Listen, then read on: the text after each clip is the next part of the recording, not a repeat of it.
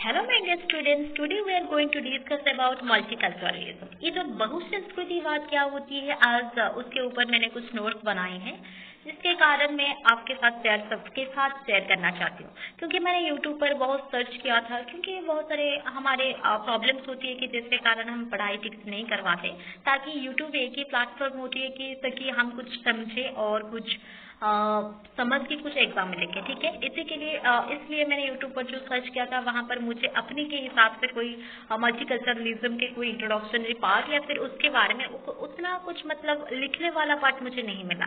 ठीक है, जिसके कारण मैं अपने ही नोट्स कुछ बना रही हूँ, जिसके कारण मैं आपके साथ सबके साथ शेयर करना चाहती हूँ। Thank you. तो फिर चले हम इस मल्टीकल्चरलिज्म और ये जो बहुसंस्कृतिवाद है उसके बारे में कुछ हम बातें करते हैं।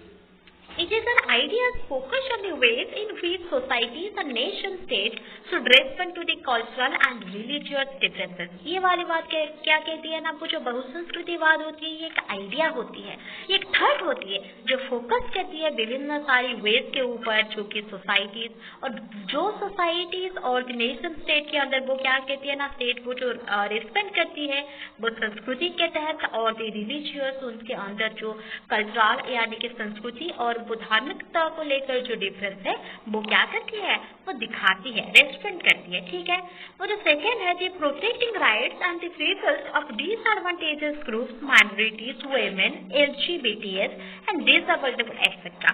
ये वाली जो मल्टीकल्चरलिज्म वो क्या करती है ना, ये प्रोटेक्ट करती है जो डिसएडवांटेजेस ग्रुप्स है, लाइक वो जो लघु संप्रदाय के वादे होती हैं, जो वुमेन होते हैं, महिलाएं होती हैं, और यहाँ पर जो LGBTS होती है ना, वो जो कहते हैं उसके फुल फॉर्म हम जानने की कोशिश करेंगे।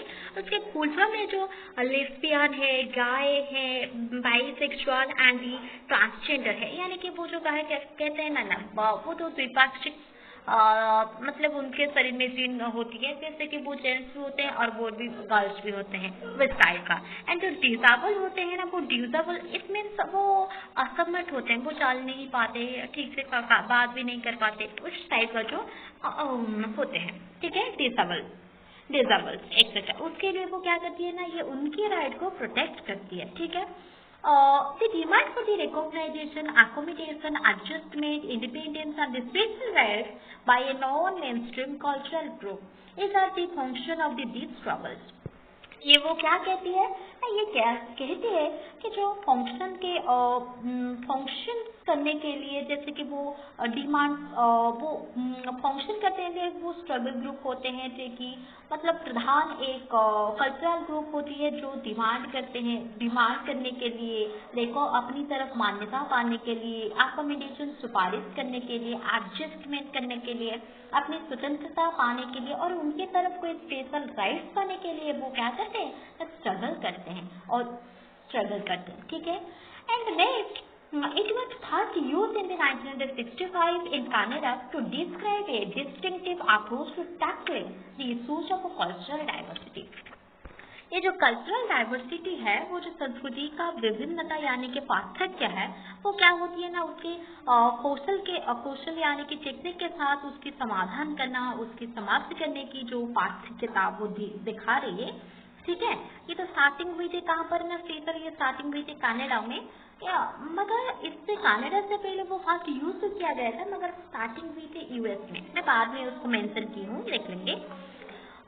ये क्या हुआ था ना, फर्स्ट जो 1965 में कनाडा में स्टार्टिंग हुआ था। ये डिस्क्राइब करता है मतलब पार्थक्यता के जो अप्रोच होते हैं और जो भी सब इशूज कल्चरल डाइवर्सिटी की तरफ से जो भी इशूज होते हैं उसको कैसे टेक्निक के साथ उसकी समाधान की जाए, उसकी प्रॉब्लम को सॉल्व किया जाए, उसके बारे में यूज हुई थी। कहाँ पर ना, कनाडा में। कौन सी ईयर में ना, 1965 में। ठीक है, in 1971, multiculturalism or multiculturalism within a bilingual framework was formally adopted as public policy in Canada, providing the basic for the introduction of the Multiculturalism Act in 1988।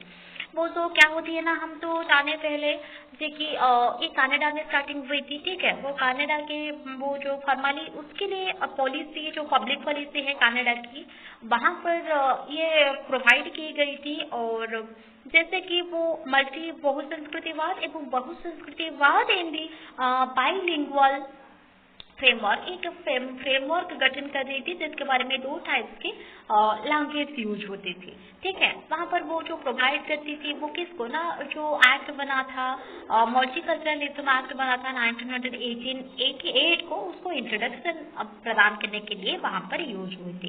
कब यूज हुई थी ना, 1971 में, ठीक है। The need of this conceptualization originated in the USA and Canada in the North American continent। यहाँ पर चली आई वो जो कंसेप्ट है कि मल्टीकल्चरलिज्म, वो जो कंसेप्ट है वो ओरिजिनेटेड हुआ था कहाँ पर ना, यूएस में, कनाडा में, और जो नॉर्थ अमेरिका के कंटिनेंट जितने भी है वहाँ पर वो स्टार्ट हुई थी, ठीक है। और now one thing is certain that the multiculturalism is used both in a broader and narrow sense। यहाँ पर एक थिंग है, जैसे कि अब जो मल्टीकल्चरलिज्म है, बहुसंस्कृतिवाद है, वो क्या हुआ था ना, ब्रॉडर और नैरो सेंस, यानी कि बहुत सारे प्रधान के अर्थ में यूज हुई थी, और छोटा संकीर्ण अर्थ में भी व्यवहार की गई थी उसकी, किसकी ना, मल्टीकल्चरलिज्म की, ठीक है। हम चले आगे बढ़े। इन नैरो सेंस, हम जो संकीर्ण की धाराएं में हम उसको समझे, वो क्या कहती है ना, the multiculturalism apply to the field of education in America की first symbolic struggle was to admit black student in the white school. वो जो एक स्ट्रगल हुआ था ना सिंबलिक को लेकर, यानी कि कलर को बेसिकली लेकर, जो अमेरिका के एजुकेशन सिस्टम हुआ था ना, तो जब वाइट स्कूल में जो ब्लैक स्टूडेंट के एडमिट को लेकर उसके एडमिट को लेकर वहाँ पर एक स्ट्रगल हुई थी, ठीक है। वो क्या होती है ना, वहाँ पर फेल हो गई थी जो मल्टीकल्चरलिज्म है, विविधता की एकता जिसे कहते हैं ना, मल्टीकल्चरलिज्म यूनिट, वहाँ पर वो फेल हो गए थे। क्योंकि ना हम तो सभी जानते कि एजुकेशन सभी के लिए ही क्या है, अवेलेबल होना चाहिए, और ये एक राइट्स है, सबकी एक राइट्स है कि वो अपनी बेसिक पाए, चाहे वो वर्ण में हो, उसकी कलर हो, उसकी रेस हो, उसकी क्या, उसकी कोच जो भी है, डेट ऑफ बर्थ हो, और वर्क प्लेस, जहाँ भी रिलीजन हो, वह सबके के डिस्क्रिमिनेशन को दूर करके वो क्या होती है, एजुकेशन सबके लिए प्राप्ति होती है। मगर वहाँ पर ये जो मल्टीकल्चरलिज्म कल्चर को लेकर वहाँ क्या हो गई थी ना, वहाँ कुछ स्ट्रगल हो गई थी। कहाँ कब ना जो ब्लैक स्टूडेंट को वाइट स्कूल में एडमिट किया गया था, उसकी मतलब पढ़ाई करने के लिए उसकी नाम लिखा गया था। In the broader sense, it is concerned with the wider social, economic and political context through still within the nation state। ये क्या कहती है ना, जब हम ब्रॉडर सेंस में देखें, उसकी ज़्यादा बड़ाई और उसकी अच्छाई के गुण की तरफ देखें, वो ये वाली जो मल्टीकल्चरलिज्म है वो वाइडर सेंस में ऐसी यूज होती थी कि सोशल वहाँ पर होता था, इकोनॉमिक होता था, एंड पॉलिटिकल कंटेक्स्ट होता। वो जो कंटेक्स्ट होता था ना, वो सामाजिक होता था, अर्थनैतिक होता था, और राजनीतिक थॉट होती थी, किसके ना, एक नेशन स्टेट की, ठीक है। फिर हम जानते हैं कि मल्टीकल्चरलिज्म तो हम जान गए कि बहु और संस्कृतिवाद। पहले तो हमको जानना पड़ेगा कि संस्कृतिवाद ही क्या है, संस्कृति ही क्या है, पहले हमको जानना पड़ेगा। हम देखेंगे the concept of a culture is central to multiculturalism and therefore understanding it weakens vital। क्योंकि ये जो कंसेप्ट है, कल्चर की कंसेप्ट है, ये वो सेंट्रल थॉट है किसकी ना, मल्टीकल्चरलिज्म की। उसके तहत वो क्या की जाती है ना, ये वीकेंड धीरे धीरे वाइटल होता चला गया, ठीक है। हम देखेंगे कि ऑक्सफोर्ड की डिक्शनरी की फिलोसफी डिफाइन करती है कि कल्चर ऐसा होना चाहिए, कल्चर एक क्या है ना, life, way of life of the people की जीवन की धाराएं हैं। इट इंक्लूड्स देयर एटीट्यूड्स, वहाँ पर इंक्लूड वो क्या करती है ना, उसके एटीट्यूड्स को इंक्लूड करती है, जैसे उसके बिलीव्स, उसकी भावनाओं को इंक्लूड करती है, एवं उसकी कला, उसकी विज्ञान और उसकी मोड्स ऑफ पर्सुएशन, ठीक है। वो जो कमाती है ना, वो उपलब्धि करवाती है मोड्स को, वही उसको भी, एंड ये हैबिट्स को, जैसे उसकी थर्ड चिंताधारा और एक्टिविटी को भी दर्शाता है, क्या ना, culture. In other words, the culture is understood as a social context that unrest the life of the man through different modes। ये क्या कहती है ना, हम देखेंगे जब अन्य के अर्थ में क्या देखेंगे ना, ये जो कल्चर समझा जाता है एक सोशल की कंस्ट्रक्ट की तरह, ठीक है, एक कंस्ट्रक्ट की तरह, जैसे जहाँ पर कहते एक मैन की जीवन की रेखाएं हो, उसके थर्ड के विचार पर डिफरेंसेस आ जाती है, कहाँ पर ना डिफरेंस मोड, ठीक है। और उसके बाद हम देखेंगे कि जब महात्मा गांधी when गांधी जी से, जब ये महात्मा गांधी बताए थे कि a nation is the culture residence in the heart, ये बताते थे कि कल्चर हमारी रेसिडेंस है, हमारी हार्ट है, अपनी हृदय है।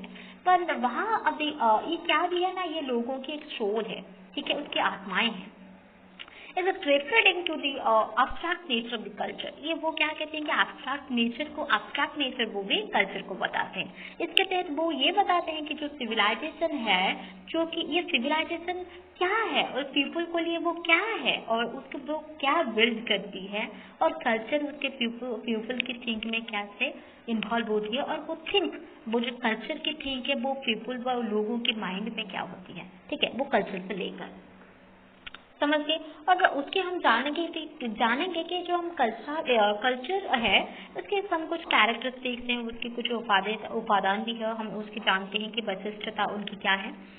वो जो कल्चर है वो एक हिस्ट्रिकली क्रिएटेड सिस्टम है, ये हिस्ट्री में ही फर्स्ट क्रिएट हुई थी। वो एक जैसे कि उसके अर्थ होते एक विजन ऑफ गुड लाइफ के तहत, वो एक मतलब अच्छी लाइफ और उसके अर्थ को सिस्टम कल्चर के सिस्टम को बताने के लिए हिस्ट्री में ही फर्स्ट स्टार्ट हुई थी, ठीक है, क्रिएटेड हुई थी। तो फिर हम जानेंगे, तो फिर हम जानेंगे जो कल्चर इज हिस्ट्रिकली, जो हम कैरेक्टरिस्टिक्स हमसे समझ गए कि ये कल्चर हिस्ट्रिकली क्रिएटेड हो गई थी, ठीक है। और दूसरा पॉइंट में जाते हैं कि जो कल्चर है ये एक समझने की एक धारा है, और ऑर्गेनाइजिंग एक ह्यूमन लाइफ की ऑर्गेनाइजिंग भी एक धारा है, ठीक है। मतलब यहाँ पर हम समझना पड़ेगा कि जो कल्चर है ये एक अंडरस्टैंडिंग समझने की और ह्यूमन लाइफ को ऑर्गेनाइजिंग करने की एक वे है, एक धारा है। और तीसरा हम देखेंगे ये जो कल्चर है उसकी कुछ सेफ्स है और उसके कुछ ढांचा भी है, जैसे कि नैतिक जीवन और मोरालिटी कल्चरली एम्बेडेड। मतलब जो मोरालिटी होती है, वो जो मोरालिटी होती है, नैतिकता की कल्चर एम्बेडेड भी होती है। द नेक्स्ट है कि ये belief and practice of culture and the closely related but they are the autonomous. ये बिलीफ रखती है, ये प्रैक्टिस करती है कल्चर की, एंड ये जो पूरा निवेदता के तहत वो इंक्लूड करती है, रिलेट करती है वो ऑटोनोमस के, ठीक है, अपनी स्वतंत्रता की तरफ। वो अपनी ऑटोनोमस अपने हाथ में सारे के सारे पावर लेना चाहती है। और हम दूसरे देखें कि ये जो नेचर ऑफ अ कल्चर है, ये एक प्लूरल फ्लूइड एंड ओपन है सबके लिए। हम देखेंगे कि एक कल्चर की उसकी प्रकृति क्या होनी चाहिए, एक बहुलतावादी होनी चाहिए, और एक नम्रता, यानी फ्यूडल मतलब हम तो जानते हैं कि एक नम्रता, फ्यूडल मतलब जैसे ऑयल जैसे पदार्थों के कहते हैं ना, वो जो पानी जैसे होते हैं वो बह जाते हैं झरना की तरह, ठीक है, वही यहाँ पर तो झरना तो नहीं होगी, ये ऐसा वहाँ होगा क्या, ये एक नरम और नम्रता का भाव दर्शाए, और वो ओपन सबके लिए ये वाली कल्चर, ये मल्टीकल्चरलिज्म में कल्चर सबके लिए अवेलेबल है, ठीक है। नेक्स्ट सेशन में मैं आपको बताऊंगी कि इसके टाइप क्या क्या है, और पीटर्स एमसी लॉरेन ने इसको किस टाइप पर आइडेंटिफाई किया है, और वो जो आइडेंटिफाई किया है वो जो 4 टाइप्स में वो क्या है, ठीक है।